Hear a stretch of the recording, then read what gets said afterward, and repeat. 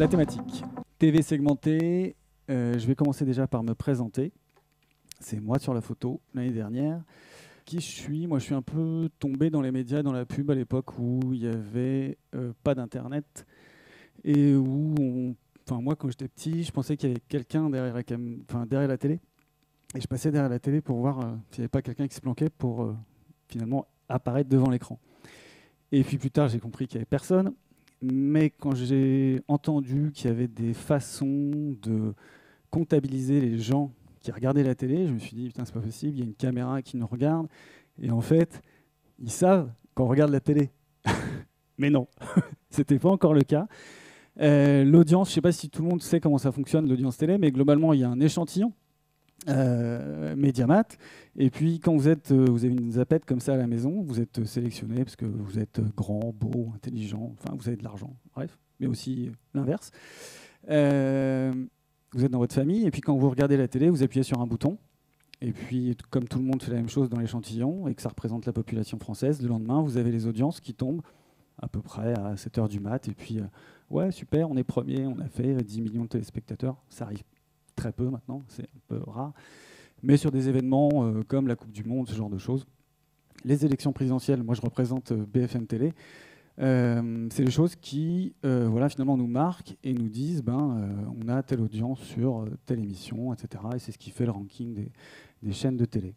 Moi, je travaille pour un groupe, Altis Media. L'objet de cette présentation, c'est pas de vous faire la promo de tout ça, mais j'ai à la fois des radios, des télés et puis du digital. Et globalement, pourquoi j'en arrive là, c'est que finalement, quand j'étais petit, ma prédiction s'est réalisée. C'est-à-dire qu'aujourd'hui, on est quasiment capable de savoir qui regarde la télé à un instant T sans avoir de caméra. Mais on n'a plus besoin de caméra de toute façon, puisque on est déjà ciblé un peu partout. Juste comme ça, qui sait ce que c'est la télé segmentée ici? Ok, donc qui sait pas? Ok, donc ça va aller vite. Globalement, c'est quoi la télé segmentée? Quand tu regardes la télé chez toi, je te tutoie parce que tu as le même âge que moi, tu as une box parce que tu es abonné à un fournisseur d'accès Internet et tu regardes la télé via ta box. D'accord? Si tu n'as pas ça, tu ne rentres pas dans cet univers de la télé segmentée parce que, en fait, la télé segmentée, c'est quoi? C'est un petit boîtier qui va dire il y a tel foyer, telle personne, un peu comme le truc Mediamat, sauf que là, c'est à échelle puissance peut-être puissance 1000, quoi, 1 million. Il y a 19 millions de foyers, tu vois. Et donc là, tu as la télé qui rentre chez toi et on sait ce que tu regardes à un moment T. Et si tu le regardes plus, si tu regardes une autre chaîne, on le sait. On sait exactement ce que tu vas regarder. Voilà. Ça, c'est les fournisseurs d'accès Internet qui ont cette data-là. D'accord? Mais pas spécialement les chaînes. Parce que les chaînes, en fait, elles payent pour être dans ces box. Quand j'ai dit ça, je t'ai expliqué vaguement ce que c'était que la télé segmentée. Concrètement, c'est juste un outil qui nous permet de mesurer l'audience en temps réel sur toutes les chaînes. Mais il y a un cadre à tout ça. C'est-à-dire qu'aujourd'hui, on est capable d'adresser des cibles différentes en télé, mais de manière plus précise que ce qu'on faisait avant. Il y a un cadre réglementaire, puisque la France aime bien régler tout ça, et c'est normal. Il y a 2 minutes de pub par écran, maximal. On ne peut pas être, quand tu es annonceur, tu ne peux pas être le premier annonceur d'un écran publicitaire. Tu as interdiction d'indiquer l'adresse précise d'un magasin, par exemple. On verra par la suite que peut-être un petit point qui pourrait être amélioré, mais en tout cas, on n'a pas le droit de le faire. Et puis, il faut surtout, la première chose, en fait, j'aurais dû commencer par ça, il faut que tu sois d'accord pour que tu donnes l'autorisation à ton fournisseur d'accès Internet, que tu sois opt-in, j'aime pas ce mot-là, mais tout le monde comprend, et que tu puisses en fait donner ton agrément pour que tu sois, entre guillemets, susceptible d'être ciblé par des publicités qui te correspondent. Voilà, qu'est-ce que j'ai dit après, bon, le reste, on s'en fout un petit peu, c'est technique, mais globalement, comme on rentre sur des écrans qui sont déjà formatés par les chaînes avec des durées d'écran. Tu peux avoir des écrans de 20, de 30, de 15, de 5, de 10, enfin un petit peu tous les formats. Globalement, il y a une homogénéité, mais pour pouvoir enlever un écran et le mettre que pour l'un d'entre nous qui regarde sa télé, il faut qu'il y ait quand même des standards. Et donc, on est sur 3 formats qui sont à peu près les plus courants, le 15, le 20, le 30. On commercialise différemment la télé segmentée. La télé, si vous ne savez pas, mais ce n'est pas très grave, ça s'achète au GRP. Ça ne veut rien dire, mais c'est juste une notion de couverture et de répétition par rapport à une cible, sachant que les cibles médiamétrie, on est surtout sur de l'âge et du socio-démo en termes de CSP+, CSP-. Voilà. Après, en télé, il ne faut pas aller chercher des cibles. C'est télé classique, hein. On ne va pas chercher du ciblage plus fort que ça. Et ça ne sert à rien, c'est un média de masse. Donc, on va cibler monsieur, madame, tout le monde avec des affinités fortes sur certaines émissions. Aujourd'hui, donc, on a près d'un tiers de foyers équipés télé segmentée, éligibles justement à la télé segmentée. Vous voyez que la progression, elle est assez j'allais dire assez bonne, mais c'est pas non plus une progression de dingue. Pourquoi? Je vous fais juste une petite parenthèse, mais aujourd'hui, les télés embarquent finalement, je ne sais pas si vous avez entendu parler de la CTV, la C-télé, la télé connectée. En fait, aujourd'hui, vous pouvez ne plus avoir de fournisseur Internet pour regarder la télé via la box, mais directement connecter votre télé à Internet. Et là, après, vous rentrez dans un univers qui est un peu comme un téléphone, version télé. Et si vous êtes sur Samsung, iSense ou autre, vous avez un applicatif avec les chaînes que vous allez vouloir regarder. Voilà. Donc ça, c'est la télé, c'est ce qui suit en fait la télé segmentée de demain, ce qui existe déjà pas mal aux États-Unis, pas mal dans les pays du sud-est asiatique et qui va arriver, enfin qui débarque en France. Et nous, on est déjà présents là-dessus. Tous ces chiffres-là, je ne les commande pas, mais je crois que les présentations sont accessibles, je ne sais plus. Bref, mais il faut les récupérer, sinon, au besoin, je vous l'envoie. Rien de confidentiel. Comment ça marche, la téléseg? Il y a 2 façons de la voir. Si vous êtes un annonceur national, vous avez les moyens de faire une campagne télé classique. Vous vous dites, moi, ce qui m'intéresserait, c'est que sur certaines cibles, qui m'intéressent plus que d'autres, j'ai envie de mettre un spot particulier. Pourquoi? Parce que j'ai une voiture familiale et que sur cette voiture familiale, je cible les foyers qui ont 2 ou 3 enfants et dont le papa, je sais pas, 45 ans, enfin bref, des critères qui vous concernent. Et vous allez envoyer, par exemple, vous êtes Volkswagen, vous allez envoyer un message à toute la France avec la Golf, la nouvelle Golf qui sort, et puis sur quelques cibles, vous allez envoyer le Touran ou le Tiguan, parce que vous vous dites, sur cette cible-là, c'est ce que j'ai envie de faire, ou ça va être la Golf avec des options plus. Mais globalement, vous faites une substitution de l'écran en fonction de votre segmentation que vous avez envie de mettre en place. Et puis la deuxième, on peut être en 100% télésegmenté, c'est-à-dire que là, vous montez une campagne de télésegmenté unique, avec un ciblage. Là, on est sur un exemple, c'est Leroy Merlin, qui fait des ouvertures de magasins sur la région Nord, Pas-de-Calais. Et puis, imaginez que vous vouliez encore, là, une fois, cibler peut-être les familles qui ont une maison individuelle. Et bien, vous faites cette segmentation auprès de votre agence média, ou en tout cas d'un tiers qui vous dit voilà ce que je veux comme segmentation. Et vous allez en fait toucher, peu importe quelle chaîne que vous mettez dans votre scope, mais la personne qui fait partie de votre cible, quand elle va regarder la télé, elle va tomber sur de la pub. Et puis, si elle regarde la pub, elle va être comptabilisée. Si elle ne regarde pas, elle n'est pas comptabilisée. On est sur du digital. C'est-à-dire que l'avantage de la télé segmentée, c'est que par rapport à la télé classique, il y a un spot. Si vous n'êtes pas devant l'écran, si vous ne regardez pas la télé à ce moment-là, même si vous êtes dans la cible, vous ne le voyez pas. Là, il faut que votre télé soit allumée et qu'au moins vous soyez au 2e écran pub, puisque je vous ai dit qu'on n'était pas sur le premier.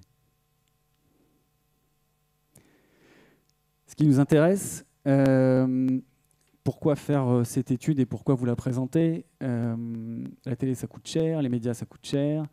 Moi, je suis Danone, je suis Carrefour, etc. Je fais de la télé. Qu'est-ce que j'irais faire de la télé segmentée?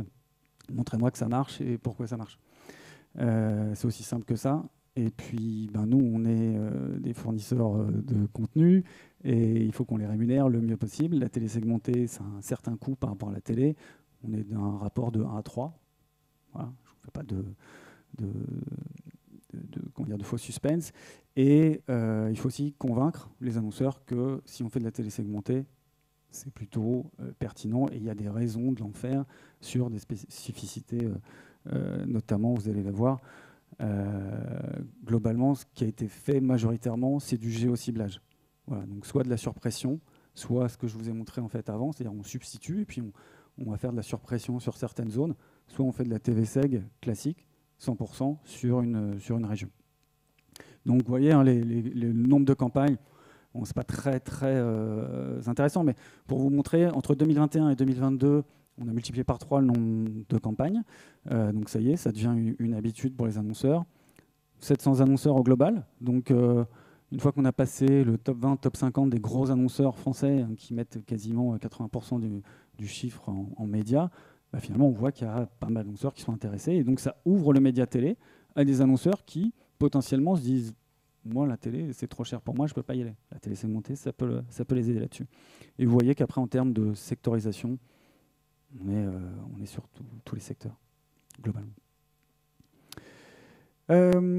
Donc voilà, ce que je vous disais et ce qu'on va voir sur l'efficacité, c'est qu'on a différents cas que je vais vous présenter. Je n'ai pas toutes les datas qui, vous en doutez, à un moment donné, restent confidentielles, mais en tout cas, qui ont été partagées entre les fournisseurs d'accès, les régies médias publicitaires, les annonceurs, et donc en fait tout le monde, tout ce qui a été testé là en fait, et je vous le présente, c'est des données qui sont publiques, et puis après, si vous êtes chez l'annonceur, forcément il y a des niveaux qui sont comment dire, plus secrets et qui font partie du secret industriel pour certains. Donc on va commencer avec de la grande distrib avec Cora. Alors Cora, c'est une marque de l'Est. Je sais qu'il y en a un ici, mais j'étais surpris quand je l'ai vu la première fois.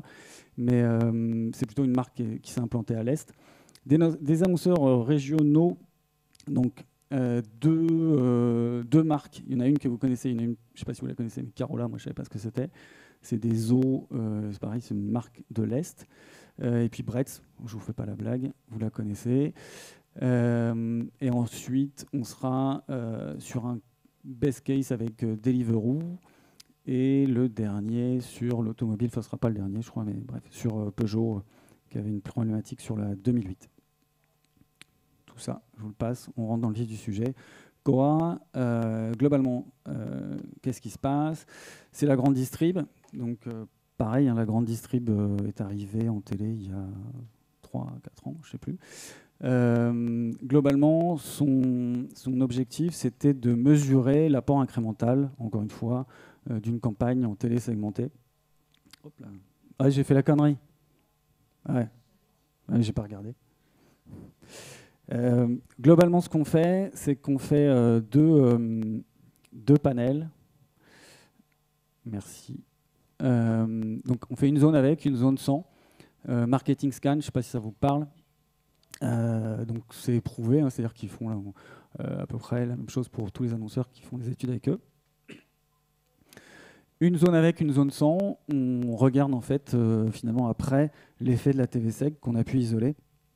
Donc là ils avaient une campagne boucherie, une campagne boulangerie. On est sur de la grande distrib, hein, donc quand on voit plus 1 ou plus 3%, c'est non négligeable sur j'allais dire des achats du quotidien. Avec voilà, là on est sur la progression du CA et la progression du CA sur la boulangerie. Vous voyez qu'en fait c'est du trafic mais aussi du panier d'achat. Donc on a fait venir du monde, mais c'est des personnes qui sont venues et qui ont acheté plus que d'habitude. On pourra revenir après hein, sur les cas s'il y a des questions. Vous voyez, à chaque fois, hein, il y a toutes les chaînes ou une partie des chaînes françaises, donc il n'y a pas spécialement de velléité à dire c'est mieux chez TF1, etc. Puisqu'en fait, ce qu'il faut comprendre, c'est que la télé seg, on adresse une cible, on n'adresse pas une chaîne. Voilà. C'est ce qu'il faut retenir aussi, c'est que quand vous faites de la TV segmentée, je veux aller toucher les personnes qui sont sur la Bretagne ou sur Rennes. Peu importe si elles regardent M6, TF1, BFM, C8, on s'en fout. On va toucher les personnes. Bretz, une problématique sur une région. avec comment dire, un partenaire qui était Système U. Donc j'allais dire, les data ont été regroupées avec Ad4Sales, avec Système U et puis tout le système que je vous ai énoncé plus tôt. Globalement, c'était sur une surpression Hauts-de-France et Île-de-France pour voir l'impact de la télé, ce que ça pouvait donner sur, là en l'occurrence, le rayon dans sa totalité, donc sur toutes les différentes catégories de Bretz. On voit un plus 5% de chiffre d'affaires sur la période. Alors vous voyez, on a 3 millions, un peu plus de 3 millions d'impressions délivrées. Et puis, on est sur un panier, une augmentation du panier moyen sur les moins de 35 ans, ce qui était aussi la cible visée sur cette campagne-là. Carola, même exercice, toujours avec Système U. Et pareil, on regarde qui est exposé, qui était non exposé. Et on voit là encore des effets sur le chiffre d'affaires, à la fois sur le produit en question et sur la gamme plus élargie. Jiffy, là on est sur une campagne vraiment géolocalisée sur les zones de chalandise des magasins pour de la création de trafic. Globalement, même système à chaque fois, un groupe d'exposés, un groupe de non-exposés à la télé. On est aussi allé chercher quelques marques qui n'avaient pas non plus énormément d'investissement en médias, c'est-à-dire pour éviter des zones de pollution où finalement un média peut avoir une rémanence et vient un peu masquer l'opération qu'on fait en TV-Seg. Donc là, vous avez pareil, groupe A, groupe B, et vous avez pour le coup 11% de trafic supplémentaire sur le groupe d'exposés TV segmentés. Voilà. Après, je ne peux pas vous donner d'infos sur le chiffre d'affaires, mais quand on va chez Jiffy, a priori, on sort toujours avec un truc. Voilà. Mais en tout cas, un effet sur la création de trafic, 10% sur la zone, quand même assez fort. I2008, un dispositif un peu plus complexe avec la volonté pour la marque Peugeot de faire venir sur leur site. En fait, c'est de la prise d'essai, de la prise de commande et venir en fait chercher des informations sur le site Peugeot et sur l'I2008. Bientôt. Et là, on a bossé. Alors, c'était que Bouygues. Ouais, j'ai oublié, excusez-moi, je suis un peu allé vite avec le temps, mais aujourd'hui, Free n'est pas dans les fournisseurs d'accès avec lesquels vous pouvez faire de la télé segmentée. Donc, si vous êtes abonné Free, vous n'êtes pas exposé à la télé segmentée. Question de...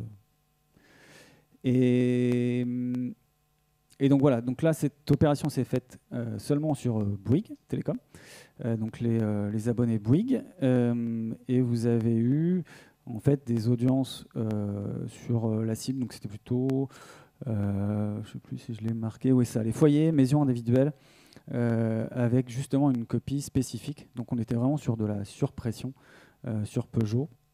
Et par rapport à ces personnes qui ont été exposées, on a eu un taux de visite x9 par rapport justement aux non exposés et x6 sur les engagements sur les pages produits de la campagne en cours. Là, ça va vous parler un peu plus, même si ça va vous faire sourire. Mais Deliveroo, on a... L'idée de Deliveroo, c'était de mesurer l'impact d'une campagne télé-segmentée sur les commandes, justement, quasiment en temps réel, avec deux villes à peu près similaires, Montpellier qui était la ville test, et Rennes qui n'était pas exposée. Voilà. En fait, statistiquement, c'est des villes qui se ressemblent en termes de population et de segmentation. Et c'est comme ça qu'on a pu voir l'effet d'une campagne par rapport à une non-campagne. Et en l'occurrence, vous voyez, 5% d'augmentation des visites dans les 6 minutes qui suivent la diffusion du spot. 11% d'augmentation en moyenne sur les commandes dans les 10 minutes. Et puis après, 7 fois plus de visites incrémentales par rapport justement à un benchmark classique. Et là, on bossait avec TY. Donc, c'est des chiffres qui sont assez, j'allais dire pas spectaculaires, mais en tout cas qui donnent à réfléchir quand on voit ça. Sachant que Deliveroo, c'est une marque qui communique aussi régulièrement. Donc là, à l'inverse, c'est-à-dire que c'est une marque qui s'est quand même installée dans le paysage français, qui communique de façon plutôt régulière et plutôt en télé. Donc on voit tout de suite l'effet d'une communication par rapport à une population cible et celle qui n'est pas exposée. Ce qu'il faut retenir, s'il y a des choses à retenir, mais je pense que vous retiendrez, globalement, TV segmenté, c'est efficace, quelle que soit la marque et quel que soit le secteur considéré. C'est-à-dire qu'on a regardé, au-delà de ces cas-là, on voit qu'à chaque fois que les actions sont bien faites, c'est toujours pareil, hein, la création est très importante. Nous, on est un tuyau, mais nous, on est là pour délivrer les choses. Après, la création fait le travail. Donc, il y a toujours un regard qui est biaisé, hein, c'est-à-dire que vous pouvez faire une super campagne, si votre créa n'est pas au niveau, vous aurez des moins bons résultats. La télé segmentée performante, que ce soit seule ou en renfort d'une campagne classique. Et puis, une efficacité, quel que soit le volume d'impression, c'est-à-dire qu'on voit qu'en fonction de la qualité du ciblage et de ce qu'on adresse comme message, je veux dire, peu importe qu'on délivre beaucoup d'impressions ou peu. Donc ça veut dire que, quel que soit votre budget, finalement, vous aurez une efficacité par rapport à votre ciblage, si votre ciblage est bien fait. Et puis, très important, hein, la copie, parce que je vous parlais de la création, qui est très forte pour un call to action spécifique. Donc là, en l'occurrence, on met en face un média et sa créa. Ah, vous êtes debout déjà, je ne vous avais pas vu. Et globalement, comment on va améliorer tout ça ? Je vous l'ai dit, peut-être que Free va rentrer prochainement, donc le parc éligible va pouvoir, c'est-à-dire s'incrémenter. Les opt-in vont pouvoir aussi, eux, être de plus en plus forts. En tout cas, on le souhaite. La granularité du ciblage, aujourd'hui, vous avez vu, c'est 50% du géociblage. C'est assez simple, mais on peut aller plus loin. Et en fait, c'est là-dessus qu'on attend la TVSEC, c'est-à-dire sur des cibles un peu plus pointues, peut-être sur du B2B, voilà, sur des moments de vie, sur du comportemental.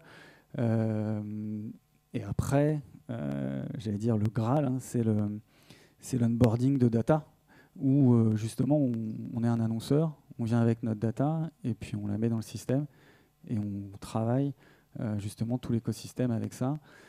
Aujourd'hui, si vous voulez me poser la question, mais avant que vous me la posiez, je vous réponds. Il y a un acteur qui fait ça, c'est nos amis de LiveRamp. Et comme ils sont tout seuls, je vous laisse deviner ce que ça implique. C'est coûteux, mais globalement, voilà, c'est tout ça à l'avenir. J'allais dire, tout va très vite, mais je pense que dans un avenir de 4 à 5 ans, les datas seront de plus en plus fortes et fiables, et on aura, j'allais dire, une finesse dans la granularité qui pourra aider plus de marques qu'aujourd'hui. J'ai fini. Pas mal. Je ne sais pas si vous avez des questions, s'il y a des choses sur lesquelles je suis passé trop vite. Je dois vous avouer que je ne suis pas rompu à l'exercice. Oui. Oh, je l'entends. Ah non, c'est pour le... Pardon. Ouais, j'oublie toujours qu'il y a un mec derrière la caméra. Ouais, vous m'entendez ? Juste, j'ai pas bien compris la notion d'interdiction du premier spot. En fait, c'est un choix. C'est-à-dire que le premier spot, quand vous êtes annonceur et que vous faites de la télé en nation, généralement, le premier spot de l'écran, vous le payez. Et c'était volontaire parce que, en fait, vous êtes, je sais pas, vous êtes un annonceur ou pas ? Oui. Ouais. Vous êtes qui, par exemple ? Hello Work. Voilà, donc Hello Work. Vous êtes en tête d'écran. Donc vous êtes en tête d'écran, vous l'avez payé. Si moi, je mets sur BFM Business, si je mets un annonceur qui switch et que vous regardez à ce moment-là, et que vous dites, mais normalement je suis en tête d'écran, c'est un peu frustrant et je le comprends. C'est-à-dire qu'à un moment donné, on ne peut pas non plus, nous, tuer la télé linéaire, qui est quand même aujourd'hui la source de tous nos revenus. Donc c'est juste une question de, j'allais dire, d'éthique commerciale, quoi, tout simplement. Il n'y a pas de... Ok, merci. Mais techniquement, ça ne change rien, en fait. Ouais. Vous êtes C'est pour les autres, moi je te connais. Mais... Ouais, Brit Hotel. Ok.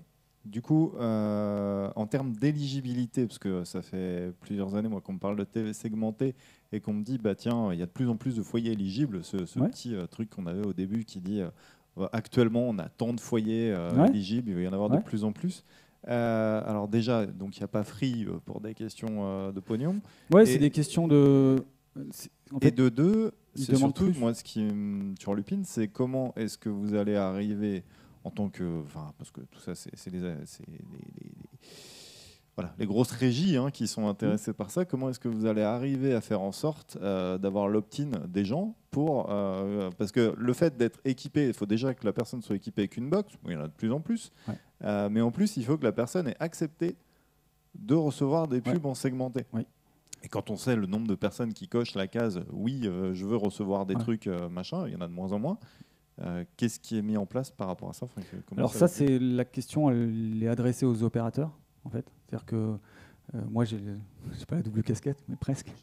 Mais globalement, c'est l'enjeu pour les opérateurs, tels que SFR, tels que Orange, tels que Bouygues, c'est de faire qu'il y ait un maximum d'opt-in pour que gagne plus d'argent et qu'il y ait plus de gens éligibles.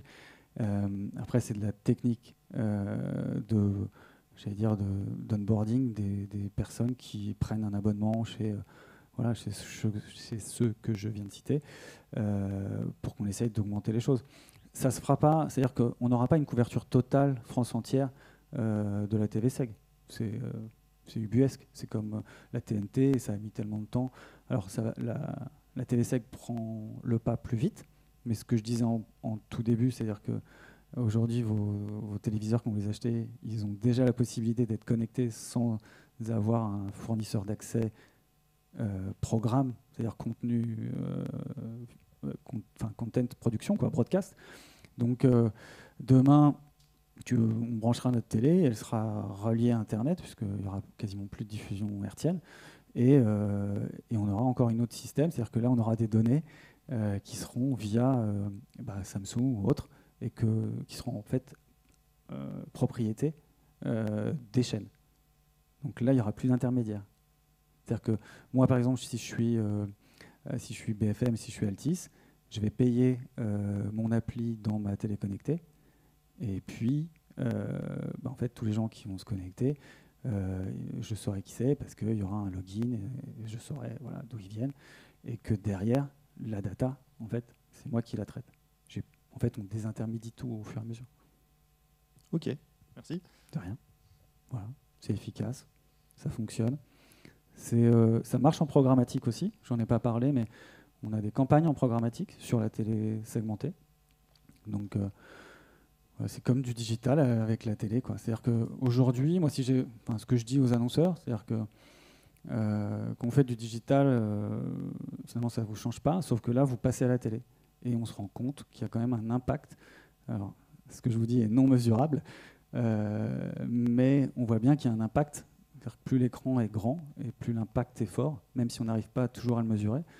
Mais la mémorisation, ça, c'est pas moi qui l'ai dit, mais les bêtas de mémo qui existent, moi, depuis que j'ai commencé ce métier-là, ils sont toujours d'actualité. C'est-à-dire quand vous allez au cinéma, votre publicité, elle prend une part tellement importante, si la créa est belle en plus, vous avez une relation spécifique qui n'est pas la même que quand vous êtes avec la télé, qui va être peut-être un petit peu moins forte, même si aujourd'hui il y a des home cinéma dans les maisons, mais ça ne restera jamais la même chose que sur votre laptop ou sur votre smartphone.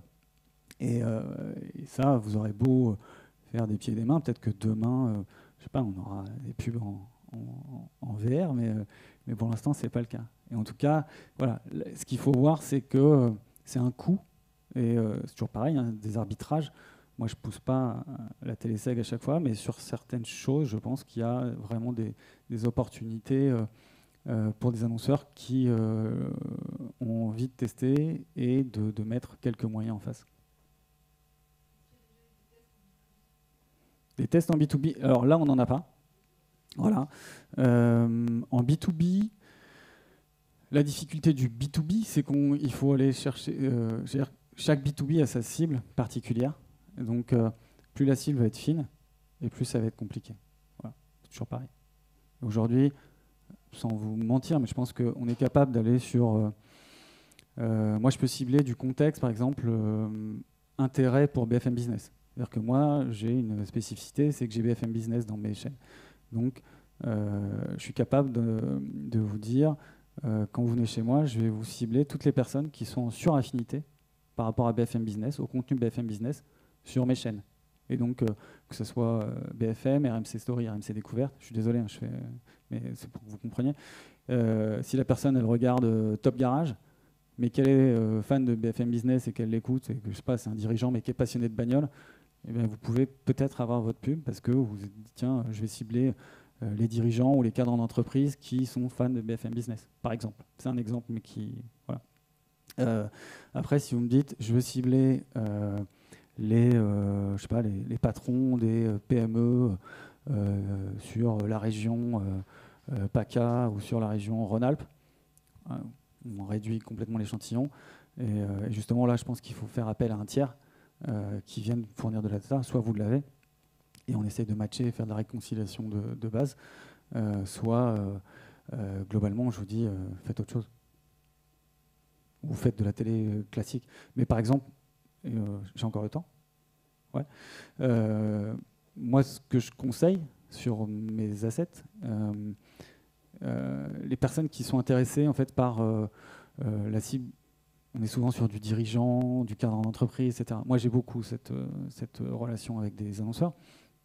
Et je leur dis, t'embête pas trop, parce qu'à un moment donné, tu vas réduire tellement l'échantillon que ça servira à pas grand-chose. C'est-à-dire qu'on va mettre un petit coup là, un petit coup là.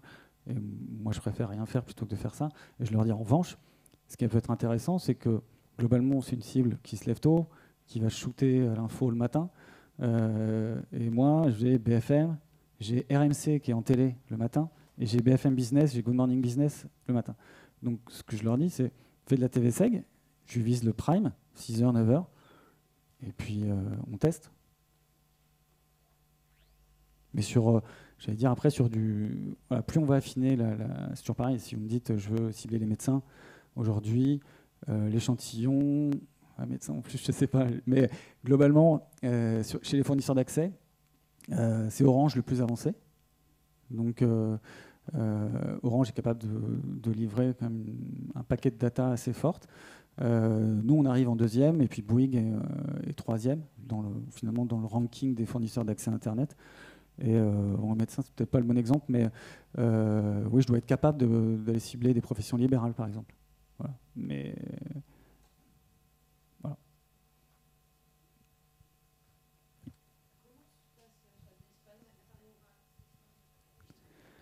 Est-ce que du coup, on est sur un mode télé où on va acheter un créneau horaire, ou on est plutôt sur un mode enchère où on va payer un coût pour 1000, ni l'un ni l'autre? Ni l'un ni l'autre. En fait, c'est pas de l'enchère, c'est-à-dire qu'il y a un coût pour 1000 défini en fonction de ce que vous ciblez. La base, on est à 22 € en 20 secondes. C'est cher. Quel que soit le créneau. On ne cible pas de créneau, en fait. C'est-à-dire que si vous allumez votre télé en plein prime, là où ça coûte le plus cher en télé, c'est ce que vous payez le plus cher, c'est, on va dire, autour de 20 heures. Quoi. Voilà. Les écrans les plus chers en télé sont autour de 20 heures, quelles que soient quasiment toutes les chaînes. Là, si vous faites de l'achat d'espace en masse à cette heure-là, vous payez cher votre coût pour 1000. Mais vous allez payer cher sur votre cible, mais vous allez avoir une longue traîne sur quasiment toutes les personnes qui seront là. Donc, il y a un effet au-delà de ça. En téléseg, je cible les Rennais, par exemple. Peu importe si vont regarder la télé le matin, le midi, le soir, dans la nuit, l'après-midi, ça sera toujours un Rennais qui regardera la télé et je vais le cibler à ce moment-là. Il n'y aura pas de... sauf si vous me dites je vais être dans le prime, si je vais être alors chez nous, le prime, on a un prime à 6h, 9h, mais en l'occurrence, si vous ne me dites pas ça, c'est le même tarif et... j'ai oublié la question, il y avait une deuxième question dans la question. Je ne sais plus comment ça se passe, l'achat. En fait, oui, c'est un CPM. Et plus on met des critères, plus le CPM augmente. Plus vous ciblez, plus c'est cher, vous réduisez l'échantillon. Enfin, c'est basique, quoi. Mais globalement, voilà, c'est une base de 22 € CPM 20 secondes. Et après, voilà, globalement, si vous faites de la géoloc, on est autour de 25 €. Voilà, sachant que quand vous faites de la télé classique, vous êtes plutôt autour de 8, 9, 10 € en fonction des cibles et des chaînes. Non, un rapport à peu près comme ça. Et voilà, fini. Je vois qu'ils m'applaudissent à côté, donc c'est que j'ai été bon. Merci à tous en tout cas.